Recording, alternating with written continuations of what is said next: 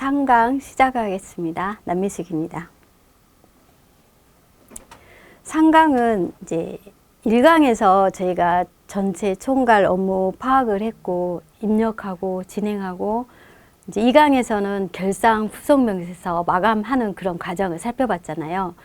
근데 저희가 이제 법인세 신고 3월 말, 이제 12월 말 법인인 경우에는 저희가 법인세 신고를 3월 달에 진행을 하잖아요. 근데 사실 이때 아니면 저희가 배울 수 있는 방법이 참 없는 것 같아요. 제가 생각하기에는 물론 중간에나 신고 기간에도 배울 수 있는 방법이 있고요. 그리고 그 시기에 놓쳐서 지나버리면 그런 이제 또 배워야 하는 그런 부담감도 있고 이래서 그런 아쉬움이 좀 남더라고요. 그러다 보니까 이제 저는 신고서 작성 흐름에 대한 내용을 정리를 쭉 했고요.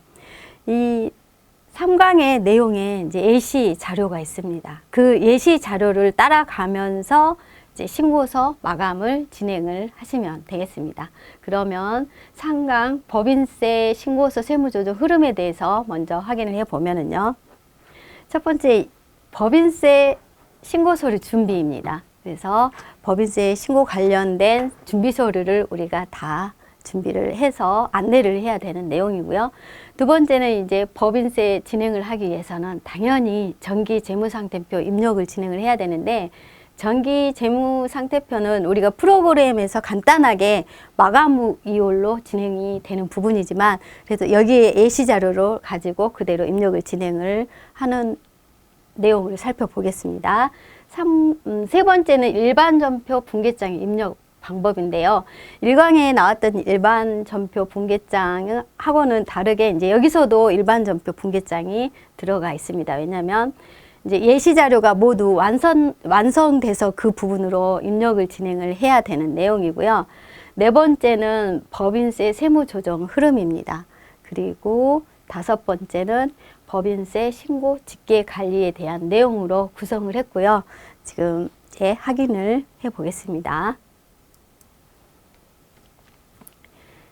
법인 사업자에 대해서는 페이지 16페이지에 대해서 핵심 정리가 되어 있습니다. 핵심 정리는 가장 이렇게 간단하게 해서 정리를 했는데, 이외에 법인세 신고 전에는 저희가 교육이 있고 하니까 그런 내용 다 참석해서 그 내용에 대한 세법 지식 잘 쌓으셔야 합니다. 그래서 영리법인에 대해서 비영리법인에 대해서 이제 한번 확인을 해보면, 영리법인은 상법에 의해서 영리를 목적으로 설립된 이 주식회사, 한명회사, 합자회사, 유한회사라고 하고요. 이 회사들이 이제 설립 등기를 진행한 뒤에 사업자 등록증을 신청을 합니다.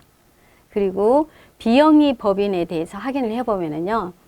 비영리법인은 주무관청의 허가를 받아서 설립한 재단이나 사단입니다. 그래서 비영리법인 및 법인세법상 법인으로 보는 법인격 없는 단체를 말하는 거고요.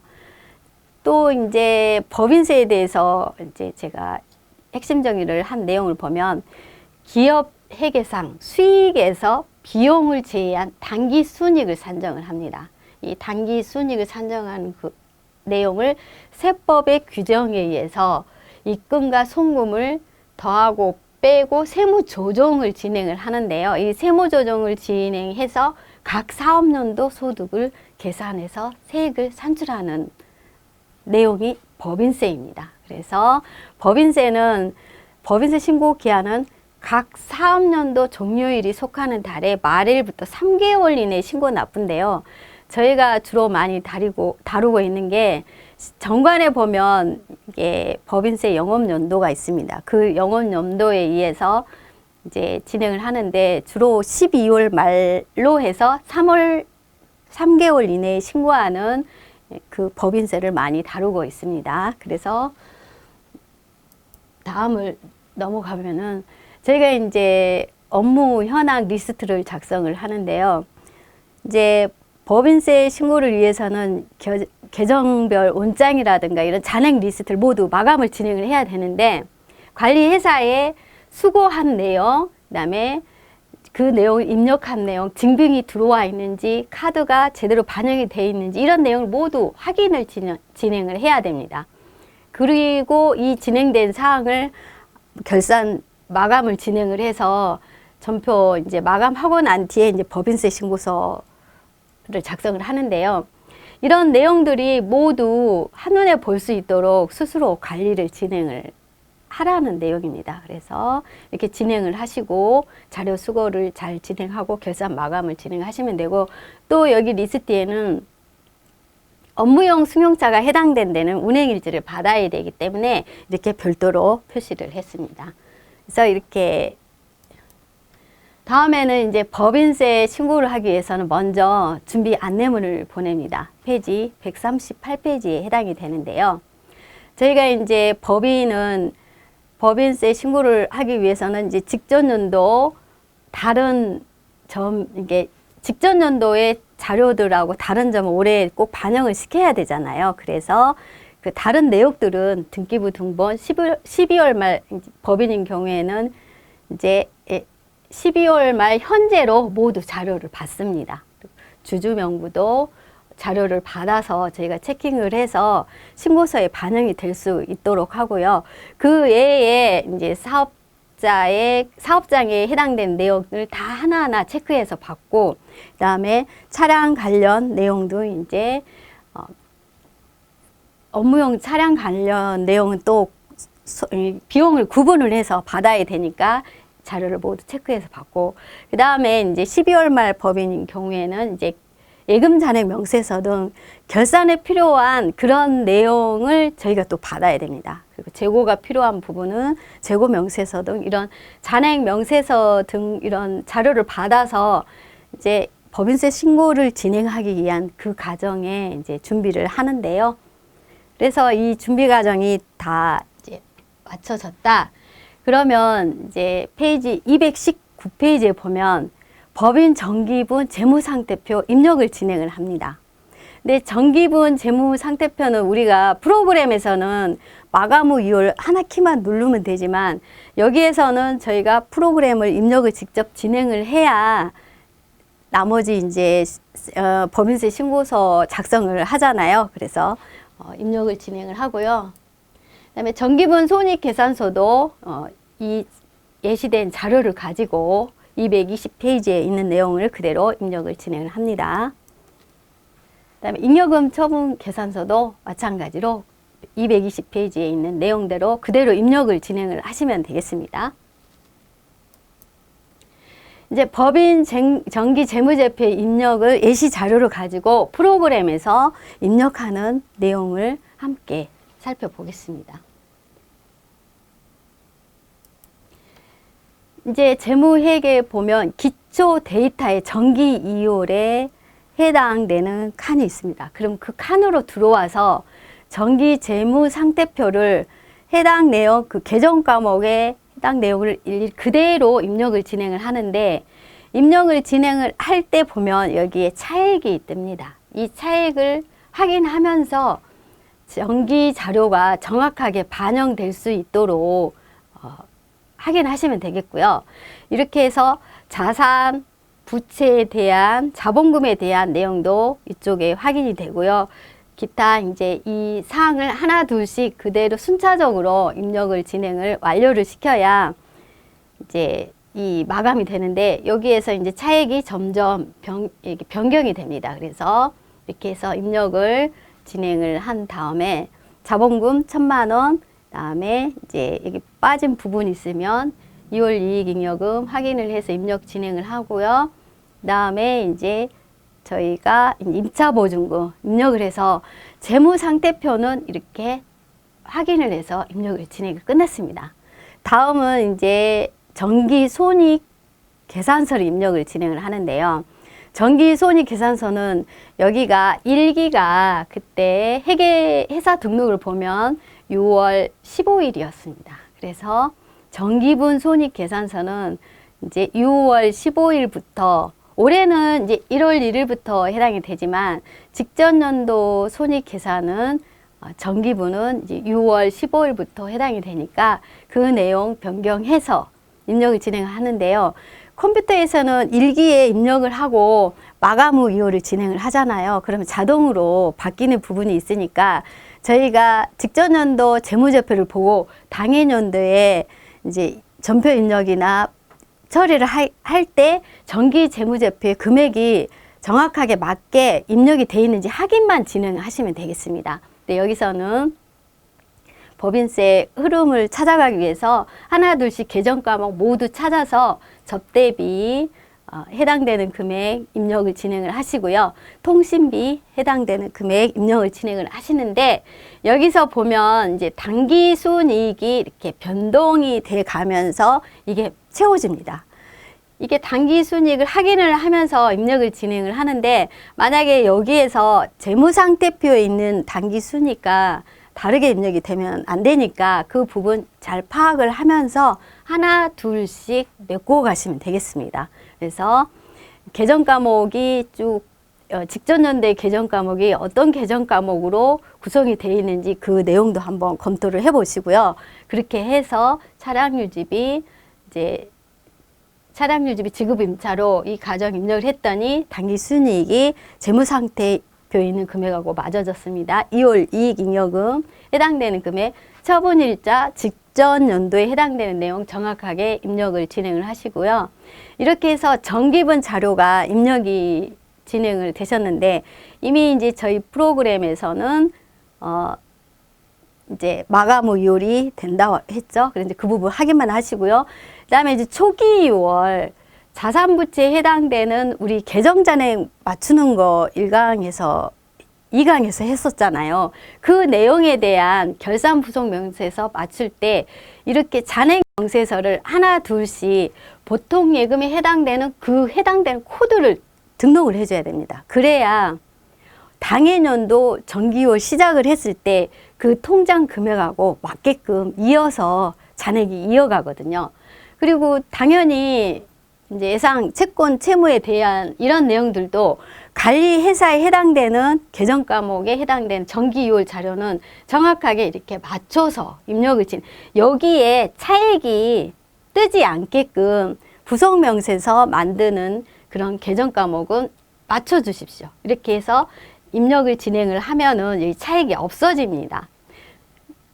근데 이제 이 차액 외에 이제 맞추지 않아도 될 계정 과목은 그대로 놔두시면 되고요. 이렇게 차액이 뜨지 않게 정확하게 입력을 진행을 해 주시면 되겠습니다. 그 다음에 일반 전표 분계장은 페이지 225페이지부터 227페이지까지 해당되는 내용인데요. 일반 전표 분계장에 해당되는 부분이 사실 이제 입력을 진행하려면 시간이 좀 많이 걸리는 부분이지만 그래도 입력을 하나 둘씩 진행을 해서 법인세 신고 흐름을 찾아가기 위해서는 이 과정이 필요하다는 생각이 듭니다. 그래서 이제 하나 둘씩 입력을 하시면 되는데요. 이제 가정이 이제 쭉 이렇게 연결이 돼 있으니까 입력을 진행을 할 때 일반관리비 해당되는 내용들은 이제 신용카드는 세무조정으로 연계되는 그 계정 과목이기 때문에 정확하게 코드를 입력을 진행을 하시고요. 그 외에 자산 부채에 해당되는 거는 코드를 등록을 해 주시고 비용에 해당되는 거래처 등록은 진행을 안 하셔도 되니까 이 부분을 다 확인하시고 입력을 진행을 해 주시면 되겠습니다. 이렇게 입력을 진행하는데 그때 이제 제가 일반 전표 입력에서 확인해 드렸듯이 경조사비는 10번 코드를 입력을 진행을 해야 됩니다. 그래서 그 코드를 꼭 찾아서 입력을 진행을 하고요. 이렇게 코드 10번 입력을 진행을 하시면 되겠습니다. 그 다음에는 이제 운반비, 잡손실 이렇게 모두 입력을 하나하나 그 과정의 입력이 끝난 다음에는 저희가 일반 전표 분계장 개가 이 금액으로 맞춰져 있는지 확인을 진행을 하십시오. 이 안에는 이제 감가상각비가 여기에는 들어가 있습니다. 그렇지만 이제 입력을 진행을 할 때 세무조정하기 전에 이 부분을 먼저 반영을 해놔도 되고 나중에 해놔도 되니까 이 확인을 자료를 보면서 매입매출장 개는 아까 부가가치세 신고서에서 입력을 진행했죠. 그 금액입니다. 그리고 정기분 자료 아까 입력을 방금 입력을 했잖아요. 그래서 이 입력한 금액하고 이 토탈계가 이 숫자가 나와야 제대로 된 법인세 신고서 세무조정 흐름을 찾아갈 수가 있거든요. 차이는 약간 있는 부분이 이 감가상각비에 해당되는 금액만 약간 다를 수가 있으니까 그 부분 감안하고라도 나머지 숫자들은 정확하게 맞게끔 입력을 진행을 하셔야 됩니다. 그래서 그러면 이제 입력을 완료를 다 했습니다. 이제 그 과정이 이제 계속 길기 때문에 이제 제가 그 부분까지는 맞춰놨고요. 그래서 맞춰놨는데 이제 여기 선납세금 다 진행하고 입력을 딱 끝난 상태에서 이제 일반 전표의 이제 마지막 페이지 225페이지 또 페이지 227페이지에 해당되는 그 내용에 관한 내용을 한번 검토를 해보겠습니다. 그러면 이제 전표 붕괴를 모두 진행을 한 다음에 이제 12월 말로 입력을 여기 보면 3870-6433 둘둘이 돼 있잖아요. 그럼 아까 감가상각비 해당하는 금액만 지금 빠져 있습니다. 그러면 입력이 모두 지금 완료됐습니다. 완료되고 난 뒤에는 이제 감가상각비가 있기 때문에 이제 감가상각비 반영을 진행을 해야 되잖아요. 그래서 감가상각비 코드 반영하고 그다음에 자산 취득일 등록을 한 다음에 취득가액을 입력을 합니다. 지금 원래는 이제 이기기 때문에 이게 이미 정기에 감가상각이 진행하고 정기말 상각 누계액이 있거든요. 그래서 여기에서는 뭐냐면은 마감 후 이월 키 하나를 누르면 이 자료가 이월되니까 그걸 활용하시면 되고, 그 다음에 여기에 이제 승용차가 지금 정액법으로 반영을 했는데 여기에서 기준 내용 연수를 업종별에 맞는 거 찾아서 입력을 해야 됩니다. 그래서 그 부분 하나 둘씩 찾아서 입력을 진행을 하는데요. 여기는 이제 정액법으로 차량 운반구 해서 5년, 차량의 이제 승용차에 대해서는 5년으로 선택을 했고요. 이렇게 해서 이제 입력한 금액이 이제 300만 원인 거 확인을 했잖아요. 그래서 이 300만 원을 여기에서 전표 입력을 진행합니다. 그러면 일반 전표 입력에서 300만 원 금액이 이제 입력이 들어가면 딱 맞아 떨어지게 돼 있거든요. 그래서 그 부분을 이제 요즘 전표 입력이 하는 게 그렇게 시간이 많이 걸리는 부분이 아니라 금방 하나하나 차근차근 진행하게 되면은 입력을 진행을 한다고 할 수 있다는 생각이 듭니다. 그래서 입력을 진행을 하시고 차량 운반국에 대한 감가상각 누계의 계정 과목 확인하시고 이렇게 입력을 해서 감가상각비 반영을 하는데, 이 감가상각비도 자동 전표로 반영할 수도 있습니다. 직접 입력 안 하시고 자동으로 프로그램에서 진행할 수도 있으니까 그 부분은 활용을 하시고, 감가상각 진행하고 난 다음에는 꼭 학계잔액 시산표에 있는 누계액을 맞춰 보십시오.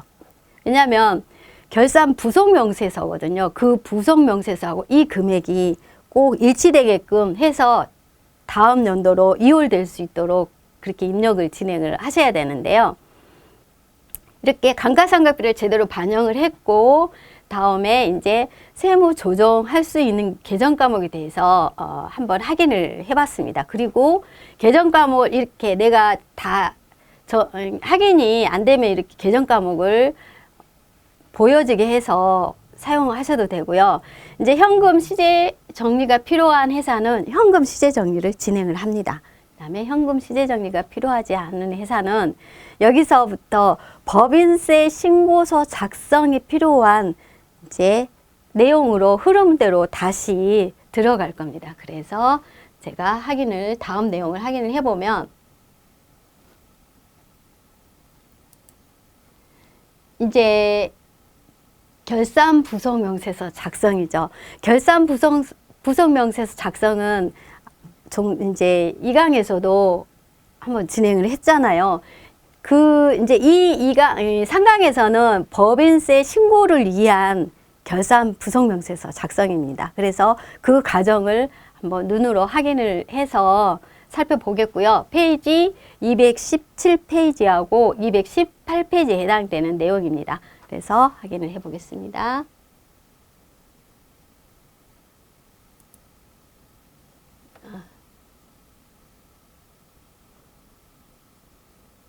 자, 지금 확인을 해 보겠습니다. 이제 세무 조정하는 내용들이 어떤 게 있는지 저희가 학계전액 시간표에서 클릭을 해서 확인을 했고요. 그 다음에 이제 확인한 과정에서 이제 정말 이 부분 나머지 결산 부속 명세서를 저희가 확인을 해야 되니까 그 과정을 이렇게 페이지를 분리를 해서 저는 맞춥니다. 왜냐면 이제 시대가 좀 바뀌다 보니까 예전에는 제가 하나하나 출력을 해서 이렇게 뽑았습니다. 근데 요즘은 이렇게 페이지를 분리를 해서 계정 과목을 놓고 어느 정도 계정 과목이랑 원장, 통장, 뭐 자산부채 이런 내용을 다 완성이 돼야 이 과정을 들어갈 수가 있거든요. 이 과정이 들어간다는 얘기는 뭐냐면 이제 법인세 신고서 작성을 하기 위한 그 마지막 과정이구나 그렇게 생각을 하시면 되겠습니다. 그래서 이 해당되는 계정 과목을 순차적으로 하나 둘씩 자산 부채에 해당되는 부분 차기이율로 넘기기 위한 그런 과정을 지금 진행하고 있는 내용입니다. 그래서 계정 과목을 불러오기 진행을 해서 계정 과목 확인이 되면 3번 아까도 3번은 계정 과목 코드가 해당이 된 경우가 이제 저희가 일반 전표나 이제 계정 과목 코드를 부여했을 경우에 3번, 1번은 계정 과목 코드를 부여하지 않은 상태로 12월 말 잔액을 기록을 할 때 1번 이렇게 해서 그 내용을 다 기록해 놓습니다. 임차보증금도 마찬가지로 저희가 계정 코드를 만들 수 있습니다. 만약에 사업용 숙소를 이렇게 하나 보증금을 설치를 했다. 그러면 숙소에 해당되는 무슨 빌, 무슨 아파트 아니면 또 뭐 어디 지점이 있다. 그럼 그거를 코드를 만들어서 이렇게 입력을 진행을 하면 임차 보증금도 3번. 이렇게 해서 이제 자산부채 관리는 뭐냐면 정확한 데이터가 올해 안에 이렇게 보여지고 다음 차기 이율로 넘어가야 되는 부분이거든요.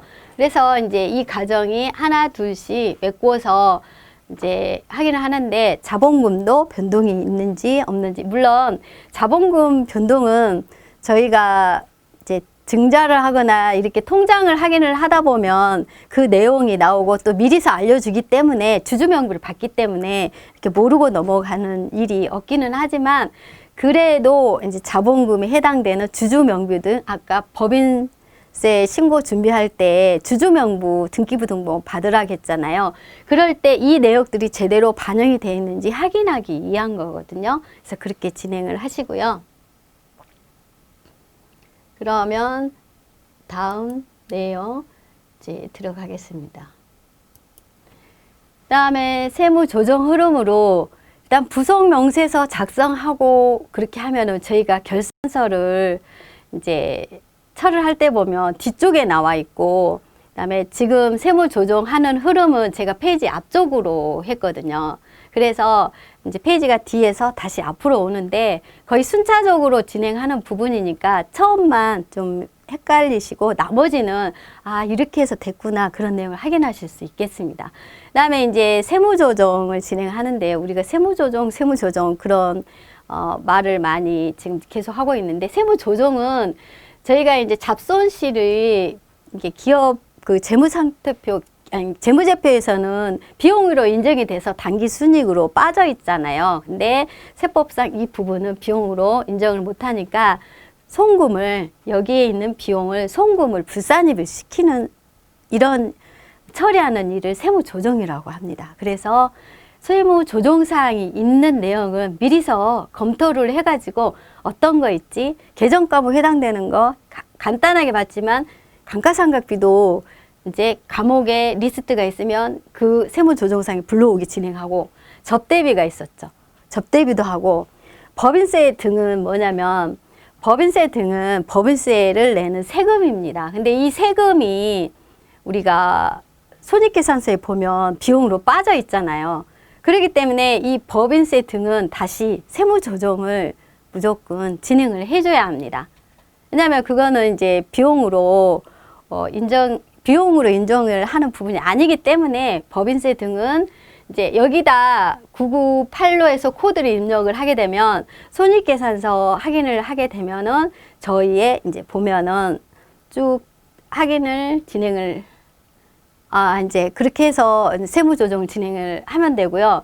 그 다음에 이제 마지막에 이제 결산 정리가 다 끝난 상태예요. 끝났으니까 결산 자료 입력한다가 아까 그 1강에서 있었던 이제 15번째 해당이 되는 내용입니다. 그래서 그 내용을 결산 자료 입력하고 손익 확정한다, 전표 추가한다 이런 내용입니다. 그래서 전표 추가를 하게 되면 이 당기 순이익이 보여지는 내용이고요. 제가 제일 처음에 제조원가, 원가면 공사원가를 들어가서 확인을 하고 당기순이익 확인하고 그 다음에 손익계산서를 들어가는 거예요. 손익계산서 들어가서 당기순이익 확인하고 정기에 해당되는 금액 확인하고 다음에 이제 이렇게 이익잉여금 처분계산서를 들어가서 처분 확정일 당해년도의 처분 예정일을 기록을 해서 이 당기순이익이 직전 연도하고 이렇게 맞는지 확인을 진행을 하시면 되겠습니다. 이렇게 해서 들어가는 결산 모두 진행하면은 들어가는 순서입니다. 결산자료 입력을 한다, 공사원가, 제조원가 입력한다, 손익계산서 들어간다, 이익잉여금 처분계산서 들어간다, 그다음에 재무상태표 들어간다. 들어가서 과목별 표준용 모두 읽어주는 그런 내용인데요. 이렇게 하나 둘씩 다 들어가고 난 다음에 이제 학계장학시산표도 마지막으로 들어가서 전체의 흐름을 내가 반영했던 금액이 맞는지 클릭을 해서 확인을 해 봅니다. 확인해서 미지급 세금 이제 돼 있고 아까 손익 처분했기 때문에 이 금액이 이쪽으로 넘어왔습니다. 손익 집합계정으로 해서 금액이 다 들어가 있고요. 이렇게 한 다음에 여기까지 결산을 진행을 했으면 다음은 이제 저희가 어떤 일을 진행을 하냐면요. 법인 세무조정으로 들어와서 첫 번째로 기업에 있는 재무상태표, 재무제표를 이쪽으로 세무조정으로 불러오게 진행하는 내용입니다. 그럼 불러오게 하면 표준 재무제표가 이렇게 들어오잖아요. 표준 대차대표. 이 들어온 내용이 국세청으로 전송이 됩니다. 그렇기 때문에 이 표준이 굉장히 중요하죠. 이 표준에 있는 자산이 빠짐없이 다 반영이 될 수 있도록 확인을 해줘야 되고요. 그 다음에 이제 손익계산서에 들어와서 매출 이런 부분들 계정 과목이 특이한 계정 과목이 있는지 이렇게 클릭을 하다 보면 이상한 부분이 보입니다. 자꾸 진행을 하다 보면은요. 그래서 이제 아까 제가 법인세 비용은 이제 세금이기 때문에 송금 불산입 비용으로 넣었던 부분을 송금 불산입 시켜서 세무 조정을 진행을 한다고 했잖아요. 그래서 아까 손익계산서에 지금 금방 보니까 100만 원이 있었습니다. 그 100만 원을 이렇게 세무조정 진행하는 과정입니다.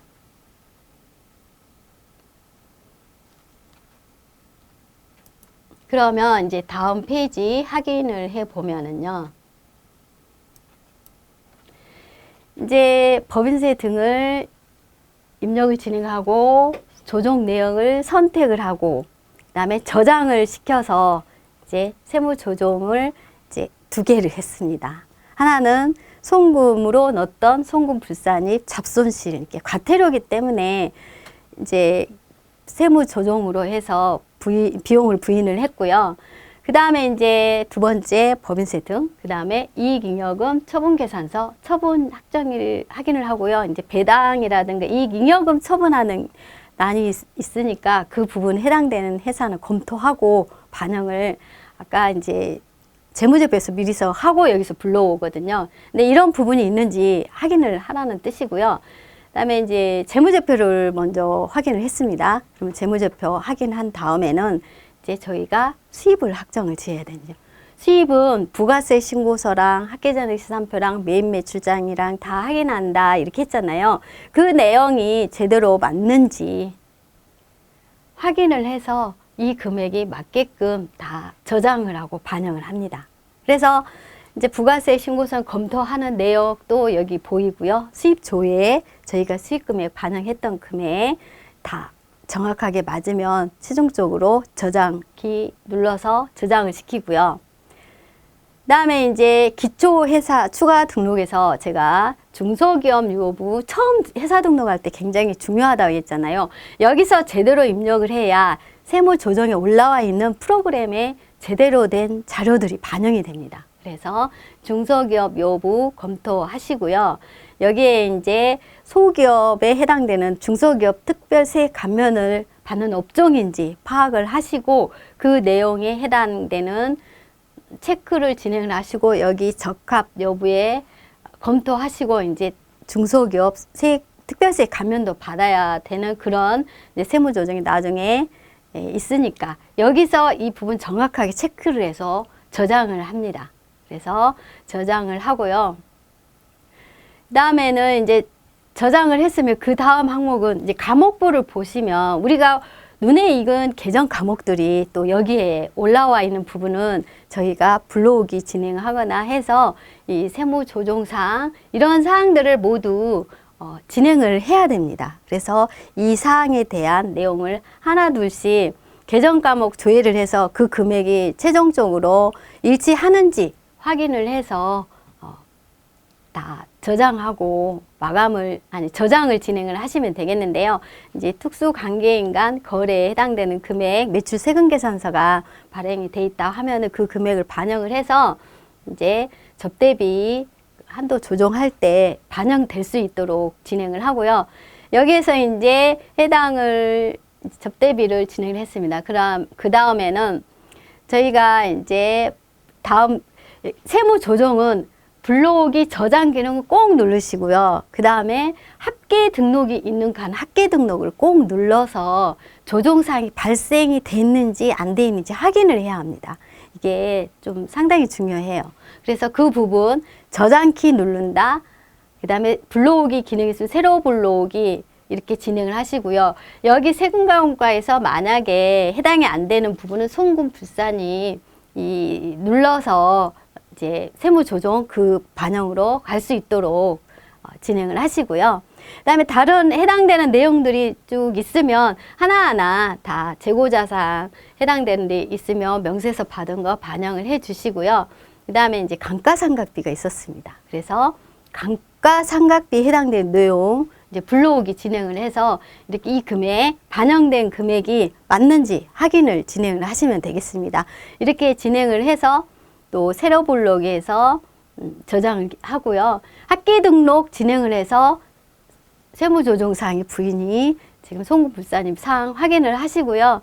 이렇게 다 확인을 한 다음에 그 다음에는 이제 저희가 이제 법인세 이제 세금을 확인을 하는 과정입니다. 그러면 당기순이익은 표준에도 있지만 재무제표 상에 있는 당기순이익이 맞는지 확인하고요. 아까 입금산입이 뭐였냐면 법인세 등하고 잡손실을 잡은 거잖아요. 그래서 그 금액이 맞게 반영이 돼 있습니다. 그래서 이제 당기순이익에서 이 금액이 다시 더해져서 세금을 산출을 하는 거예요. 여기서는 빠져 있으니까 그 부분이 해당되는 내용 이제 법인세, 가세표준, 세액 조정 명세서까지 들어왔고요. 그 다음에 이제 다음 페이지로 넘어가면 조정 계산서, 법인세 가세표준 조정 계산서 이제 다시 한번 확인을 하면 자, 확인을 하겠습니다. 그러면 지금 페이지가 더 넘어갔어요. 그래서 여기서부터 시작을 해야 되는데 페이지가 넘어갔으니까 다시 들어왔습니다. 지금 이제 당기순이익 다시 합쳐져서 5천만 원이 된 상태대로 세금이 계산이 됐는데 제가 중간에 내놨었잖아요. 그래서 중간에 기록을 해 주시고요. 그리고 이제 중간에 납이 이제 확정이 되면은 이제 법인세 금액이 이제 또 보여지잖아요. 그럼 이 법인세 금액을 이제 저희가 또 감면, 중소기업 특별세액 감면을 또 받아야 되니까 이제 그 부분으로 들어가 보겠습니다.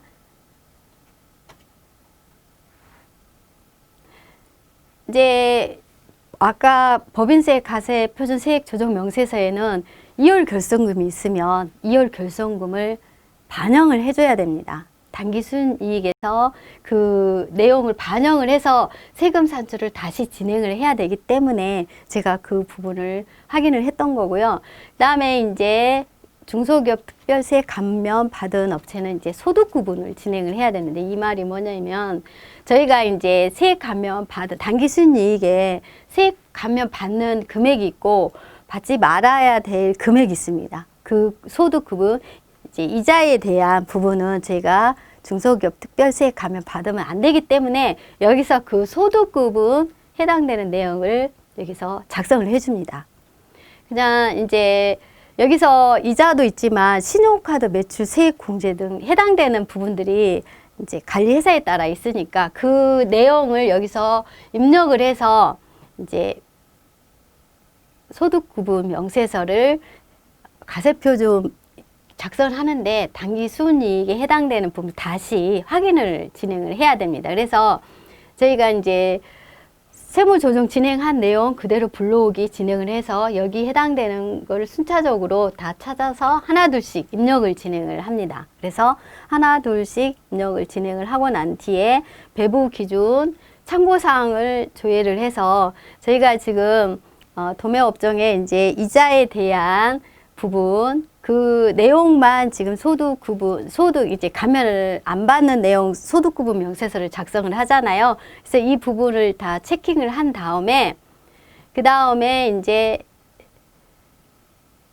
여기까지 오게 되고 이제 명세서 조회가 확인을 해 봅니다. 그 다음에 소득 구분 계산서를 들어가면 재계산을 하게 되면 여기서 이제 배부 기준 등록은 업종 그 상황에 따라서 잘 선택하셔서 진행을 해 주시면 되겠습니다. 그래서 여기 이자에 대한 부분만 우리가 감면을 안 받으니까 감면받은 가세 표준이 적어져 있잖아요. 그래서 이 금액을 이제 어디에 반영을 하냐? 그러면 공제 감면 세액이 들어오면 2번으로 들어오면 2번에 산출세액을 불러오기 진행하면 이렇게 나오거든요. 그러면 여기서 제조업 등 소득, 감면받은 소득을 여기다 기록을 해줍니다. 기록을 해줘서 감면 금액이 제대로 반영이 될 수 있도록 진행을 하고요. 여기서 이제 감면 대상 세액이 나왔습니다. 그러면 사유 발생일 날 입력을 진행을 하고 여기서 이제 그 다음은 이제 계산을 했으니까 그 다음에 이거를 합계표로 불러오기 진행을 해서 그 금액을 확인을 다시 진행을 하고요. 이렇게 해서 이제 불러오기 진행하면 이렇게 감면 받았던 그 금액, 그 다음에 확인을 진행을 해보면 그 내용이 확인이 됐습니다. 그 다음에 확인된 다음에는 저희가 이제 저장을 하고 저희가 이제 감면을 이만큼 받겠습니다. 그래서 신청서를 집어넣어야 됩니다. 그래서 신청서를 불러오기 진행을 해서 하는데 감면세액이 맞는지 확인을 진행을 합니다. 그래서 맞으면 저장을 진행을 합니다.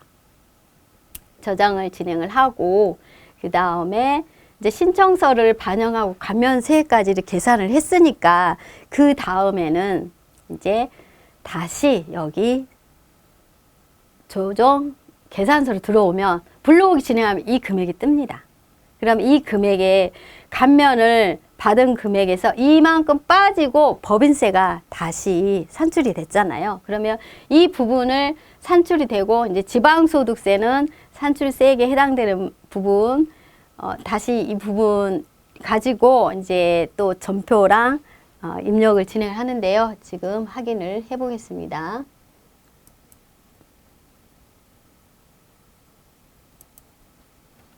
그럼 여기까지 지금 불러오기 진행을 했습니다. 불러오기 진행을 했는데 이제 중간에 납도 반영을 하고 이제 이자 온천세도 있으면 이자 온천세도 반영해 줘야 됩니다. 그리고 이 내용 세금금액 확인을 하고요. 주식 변동이 있으면 꼭 여기에 주식의 여가 표시되어야 됩니다. 그래서 전자전송이 진행될 수 있도록 마감을 진행을 해 주시면 되겠고요. 이렇게 해서 이제 1차적인 반영된 금액 확정을 짓고 이제 최저한세, 최저한 세금은 이만큼 내야 되는데 내가 낼 금액은 이만큼이니까 최저한세의 여부를 판단해서 저장하고 나갑니다. 그래서 나가고 난 뒤에 이제 저희가 법인세 신고 12월 말 법인금 12월 달 세금을 12월 31일 날 내는 게 아니라 3월 달에 내잖아요. 그렇기 때문에 내야 될 세금을 이렇게 대변으로 세무서 코드와 이렇게 기록을 해서 미지급을 12월 말자로 잡아놔야 됩니다. 그래야 3월 달에 우리 법인세 신고 납부한다 그랬잖아요. 그때 이 세금을 내거든요. 그거를 재무제표상 장부상에 미리서 잡아놔서 재무제표가 마감을 진행을 하시면 되겠습니다. 지방소득세 산출세액의 10%, 500만 원의 10%는 50만 원이잖아요. 그래서 그 부분에 해당되는 내용을 전표를 이렇게 미리서 법인세 등으로 해서 이 부분은 그 다음에 3월 말까지 내는 금액입니다. 그래서 비용으로 들어가 있고 부채로 들어가 있고 이 전표를 분계를 진행을 합니다. 그러면 이제 분계 진행을 했으면 해당 금액이 확인을 해보면 이 금액으로 맞잖아요. 그래서 이렇게 분계 정리하고 난 다음에는 그 다음에 저희가 지금 생각을 해도 법인세 등이라는 거는 비용에 이제 998 비용으로 해서 다시 손익에 영향이 생겼잖아요. 그러면 다시 순차적으로 2차 세무조정을 진행합니다. 그게 결산 자료 입력을 한다 해서 법인세 등 빠진 반영한 금액이 손익계산서에 이렇게 들어가 있습니다. 그래서 이 금액으로 다시 한번 불러오게 하고 전표 추가를 진행을 합니다. 그래서 전표 추가하고 순차적으로 제조원가 명세서 들어간다, 손익계산서 들어갑니다. 그러면 손익계산서 불러오기 진행해서 이 금액이 맞는지 다시 확인을 진행을 해 주시고요. 그래서 이제 이때부터는 과목별 제출령, 표준령은 꼭 읽어주시기 바랍니다. 근데 처음부터 읽어주셔도 되고요. 왜냐하면 이제 처음부터 읽어줘야 됩니다. 왜냐하면 법인 세무 조정으로 들어가는 부분이 있으니까 이렇게 해서 이제 처분 확정을 다시 한번 확정을 시켜주고 올해 거 이게는 2000 그 다음 해가 되겠죠. 다음에 연도로 해서 정리해 주시고 배당금이 있으면 어떤 일이 있어도 여기서 배당금에 대한 내용 잉여금 처분을 진행을 해 주십시오. 이렇게 해서 전표 추가를 다시 진행을 합니다. 이렇게 전표 추가를 다시 진행을 한 다음에 그다음에 어디로 들어가겠어요? 그다음 재무상태표죠. 재무상태표에 들어와서 내가 금액이 반영된 금액이 맞게 들어가 있는지 확인을 합니다. 확인하면은 이렇게 맞게 그 금액이 들어와 있습니다. 그래서 정기자료 다시 한번 확인해주고 단기 순이익 확인을 해주고 이렇게 해서 과목별 제출령, 표준령을 모두 읽어줘야 법인 세무조정 들어가기 때문입니다. 그래서 이제 다시 학계잔액 시산표까지 다시 이렇게 확인을 합니다. 그래서 이렇게 처음에는 이런 과정이 굉장히 반복적으로 이렇게 여러 번 들어가는구나 이렇게 생각이 되실 수도 있겠지만 이 들어가는 순서가 이제 이런 순서에 의해서 들어가기 때문에 이제 그렇게 복잡한 것보다는 순차적으로 들어가면 되는구나로 인식을 해 주시면 되겠습니다. 그래서 이렇게 법인세 등이 들어갔습니다. 그리고 제출령, 표준령 읽어줬습니다. 표준령, 제출령까지 읽어줬기 때문에 그 다음은 무슨 일을 할까요? 당연히 이제 법인 세무조정으로 다시 들어가겠죠? 왜냐하면 재무제표가 변동이 됐으니까 그 내용을 또 반영을 시켜줘야 되잖아요. 그러면 변동된 내용을 한번 반영을 시켜 보겠습니다. 그 다음에 이렇게 해서 다시 한번 확인을 진행을 했는데요. 자, 진행을 하고 학계잔액 시산표 이제 결산부속명세서에 뭐가 빠졌죠? 미지급세금, 자산부채는 2호라는 개정 과목은 여기다 반영한다 했잖아요. 그래서 미지급금에 대해서 입력을 진행을 합니다. 그래서 이렇게 미지급 세금을 입력을 진행을 하시고요. 이 금액들이 맞는지 확인하는 걸 당연히 확인을 진행을 해야 합니다. 그래서 이 부분이 정확한 데이터가 데이터가 이월될 수 있도록 그 과정을 정리하는 부분이 이제 결산, 마감하는 내용인데요. 이렇게 해서 이제 재무제표에 다시 정리가 됐잖아요. 그럼 최종적으로 완성이 됐으니까 이제 저는 경영 분석을 진행을 해서 관리회사가 뭐 입찰을 본다든가 그런 일이 있을 때 이 비율들을 확인을 하고 또 신용 평가를 받을 때 그런 내용들을 이렇게 확인을 해 줍니다. 이제 최종적으로 재무제표가 그 법인세 미지급까지 확인했을 때 이 과정을 진행을 합니다. 그렇게 해주고 이제 저희가 재무제표를 확정을 짓는데요. 왜 그러냐면 요즘은 이제 신용평가기관에서 미리서 이렇게 전송하기 전에 또 자료 평가기관이 아닌 뭐 이런 건설 이런 데들에서 이런 자료를 요청을 하니까 이 자료를 미리서 한번 확인을 해 볼 수도 있습니다. 그래서 자료를 진행하고요. 다시 이제 법인 조정으로 들어오면 재무상대표가 바뀌어서 표준 대차대표 다시 불러오기 진행을 합니다. 해서 내용들 다 맞는지 입찰 볼 때 중요한 자산들 제대로 들어가 있는지 뭐 이런 내용들 단기순이익 뭐 이런 다 확인을 하고요. 그다음에 이제 세로 불러오기 저장, 항상 세로 불러오기 저장 이렇게 눌러주시고 그다음에 이제 법인세 비용 바뀌었잖아요. 그러면 여기 사계 등록 누르고 이걸 바꿔줍니다. 바꿔서 그 전표 수정을 진행을 합니다. 그래서 저장을 진행을 하시고요. 저장 진행하면 이제 다시 정리가 되고 그 다음은 이제 당연히 이익잉여금 처분계산서 달라질 겁니다. 이렇게 달라지고 그 내용이 확인이 되고요. 이제 처분일 다시 한번 확인하고 배당이 있는 경우 배당 다시 한번 확인 진행을 하시고요. 이렇게 해서 이제 재무제표에 있는 부분을 제대로 반영이 되어 있는지 다 확인을 한 다음에 다시 이제 저희가 불러오게 하면 여기만 바뀌고요. 여기는 그대로입니다. 이게 여기 있던 금액이 이쪽으로 내려온 것 뿐입니다. 그래서 이렇게 간면이 있는 회사도 이렇게 세무 조정을 이렇게 진행을 할 수가 있습니다. 그래서 이 부분을 최종적으로 확인을 하고 금액 바꿔지지 않았잖아요. 확인을 하고 그다음에 이제 저희가 세액 표준 신고서를 마감을 진행을 하는데요. 당연히 주식 변동 다시 한번 체크를 해주고요. 주식 변동 주주 명부에서 마감을 이제 이동이 있는 데는 미리서 마감을 여로 해서 표시를 해서 올라올 수 있도록 해줍니다. 그다음에 최저한세 다시 불러오게 하면 여기만 바뀌죠. 여기 내용들은 그대로 있는 거잖아요. 이렇게 해서 세무 조정을 진행을 해 보시면 되겠고요. 그다음에 저장을 하고 넘어갑니다. 그다음에 이제 소득 구분은 확정이 이제 됐지만 그래도 세무조정분 반영이 돼서 제가 불러오기를 진행을 했고요.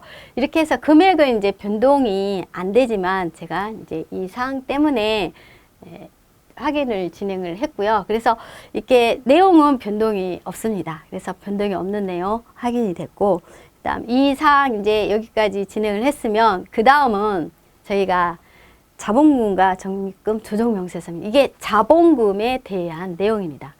근데 세로 블록이 진행하면 저희가 이렇게 기초 잔액이 이쪽으로 넘어오고 저기 전표 입력을 해주고요. 여기에 이익잉여금에는 당해년도 당기순이익을 입력을 해주면 이 내용들이 딱 맞게 되는데요. 이 기능은 지금 이제 확인을 다시 다음 강에서 확인을 해 보겠는데요.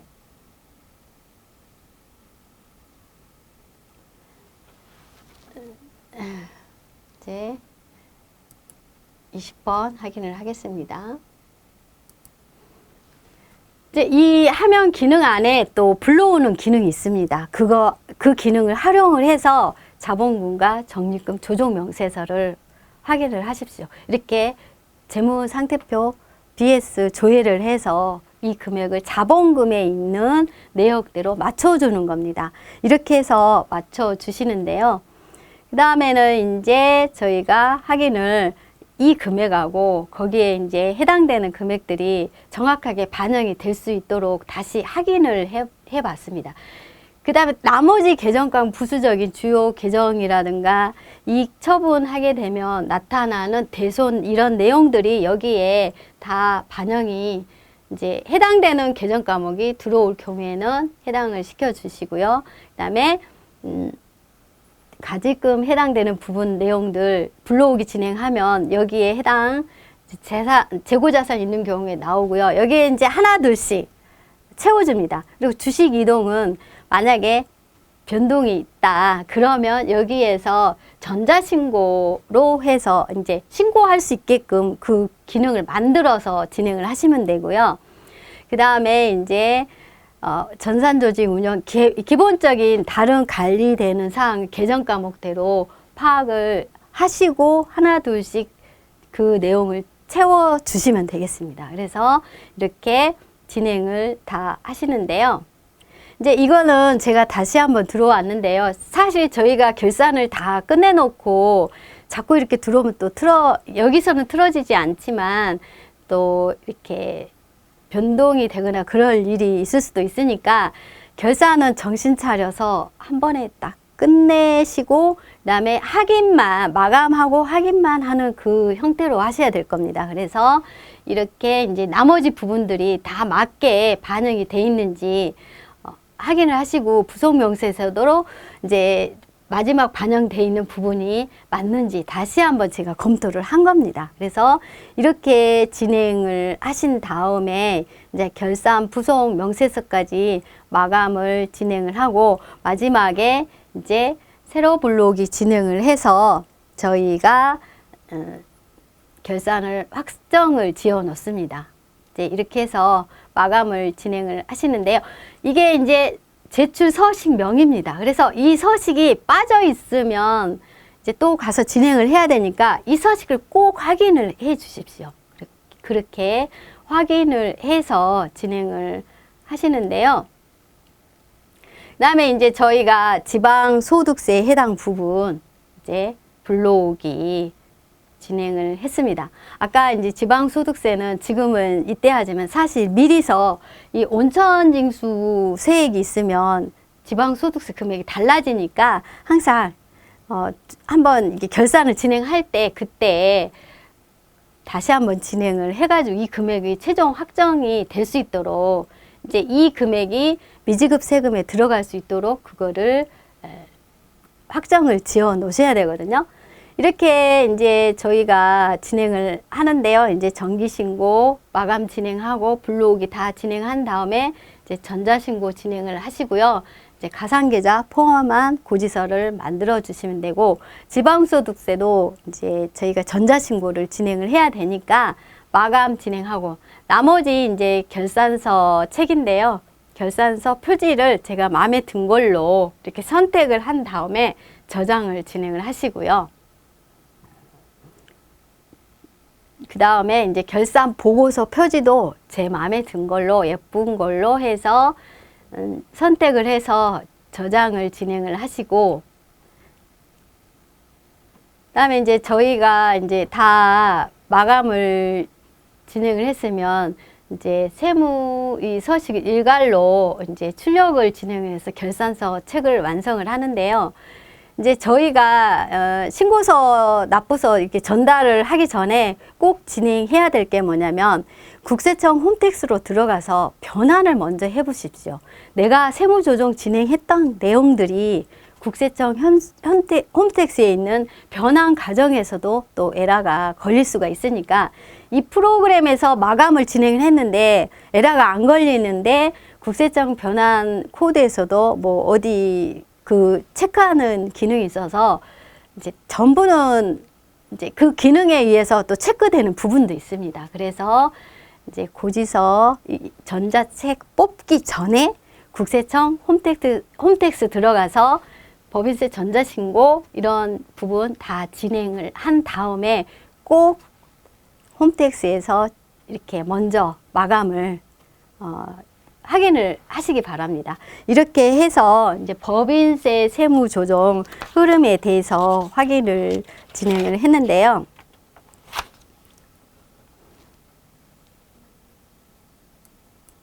다음은 이제 법인세 신고 직계 관리인데 229페이지에 있습니다. 이제 법인세 신고를 할 때 국세청에는 법인세 신고 안내 자료라고 항상 이 관리회사에 신고했던 내용 자료가 분석이 되어 있습니다. 그 분석된 내용을 보면은 거기에 해당되는 여러 가지 사연들이 해당 관리회사에 맞게끔 기록이 돼 있거든요. 그러면 올해 장부 마감하기 전에 그 부분을 먼저 파악을 진행을 하시고 법인세 신고를 진행하시면 재무제표가 제대로 반영이 되겠고요. 그래서 이 국세청 신고 안내 자료 출력을 하시고요.